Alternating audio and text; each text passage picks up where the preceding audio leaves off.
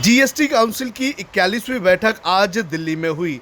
वित्त मंत्री निर्मला सीतारमण ने कहा कि कोविड की वजह से इस बार जीएसटी कलेक्शन में कमी आई है। जानकारी के मुताबिक वित्त वर्ष 2020 और 2021 में जीएसटी कलेक्शन में लगभग 2,35,000 करोड़ रुपए की कमी आ सकती है। उन्होंने कहा कि कोविड एक्ट ऑफ गॉड है। बैठक में कोई भी बड़ा फैसला नहीं लिया गया। उम्मीद जताई जा रही थी कि काउंसिल दो पहिया वाहनों पर टैक्स में कटौती करने को लेकर फैसला ले सकती है। वित्त मंत्री निर्मला सीतारमण ने बताया कि दो पहिया वाहनों पर टैक्स कटौती को लेकर कोई टाइमलाइन तय नहीं की गई है। अब संभावना जताई जा रही है कि काउंसिल अगली बैठक में इस पर विचार कर सकती है। जीएसटी काउंसिल की अगली बैठक सितंबर के महीने में होगी।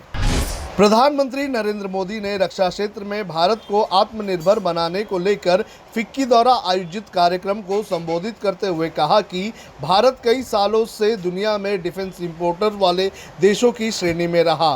भारत का दुर्भाग्य रहा कि दशकों तक इस पर किसी ने ध्यान नहीं दिया। हमारे बाद शुरुआत करने वाले देश 50 साल से हमसे आगे निकल गए हैं। हमारा प्रयास है कि भारत में डिफेंस मैन्युफैक्चरिंग को बढ़ाया जाए। प्रधानमंत्री नरेंद्र मोदी ने कहा कि लंबे समय तक रक्षा क्षेत्र में विदेशी निवेश की इजाज़त नहीं थी। हमने 74% निवेश की इजाज़त दी है, जिससे सेक्टर में करोड़ों लोगों के रोजगार के अवसर हो सकते थे। उसको सीमित कर दिया गया है। रक्षा उत्पादन में आत्मनिर्भर केवल बातचीत या कागज़ तक सीमित नहीं है। सीडीएस के गठन से इसको और भी गति दी जाएगी। जेईई और एनईटी परीक्षाओं के आयोजन को लेकर केंद्रीय शिक्षा मंत्री डॉक्टर रमेश पोखरियाल निशंक ने एक अहम बयान दिया है। केंद्रीय मंत्री ने कहा कि कोरोना वायरस की महामारी के बीच हमारे लिए छात्रों की सुरक्षा और करियर दोनों भी महत्वपूर्ण है। इन परीक्षाओं को पूर्व में 2 बार स्थगित किया गया है। ज़्यादातर छात्र और उनके पेरेंट्स परीक्षा को आयोजित करने के पक्ष में हैं। निशंक ने यह भी कहा कि सुप्रीम कोर्ट ने भी अपने फैसले में यही कहा है कि छात्रों का एकेडमिक वर्ष खराब नहीं कर सकते हैं। उन्होंने राजनीतिक दलों से इस मुद्दे पर बेवजह विरोध और राजनीति नहीं करने का आग्रह किया है।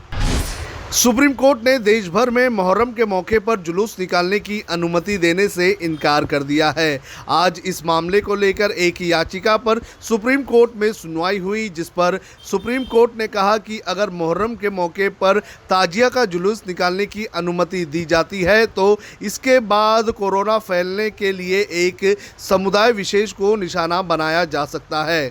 कोर्ट ने कहा कि जुलूस की अनुमति देने से अराजकता फैलेगी और एक समुदाय विशेष को निशाने पर लिया जाएगा। कांग्रेस में बदलाव को लेकर सोनिया गांधी को चिट्ठी लिखने वाले 23 नेताओं में से एक गुलाम नबी आज़ाद ने आज अपनी बात रखी। उन्होंने कहा कि हमारा इरादा कांग्रेस को सक्रिय और मजबूत बनाना है, लेकिन जिन लोगों को केवल अपॉइंटमेंट कार्ड मिले हैं वे हमारे प्रस्ताव का विरोध करते दिखे। सीडब्ल्यूसी के सदस्यों को कोई नुकसान नहीं है, क्योंकि पार्टी में इनका स्थायी कार्यकाल होता है। उन्होंने कहा कि जिस किसी को भी कांग्रेस के आंतरिक कामकाज में सच्ची रुचि है वे हमारे प्रस्ताव को हर राज्य और जिला अध्यक्ष के रूप में चुने जाने का स्वागत करेंगे। हमारा मानना है कि पूरी कांग्रेस वर्किंग कमेटी का चुनाव होना चाहिए। अब खबरें पाइए सबसे पहले हमारे मोबाइल न्यूज एप्लीकेशन पर।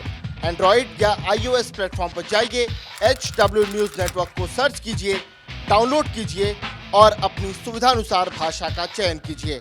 खबरों की भीड़ में अपने काम की खबर पाते रहिए। अगर आपको हमारा यह वीडियो पसंद आए तो शेयर कीजिए।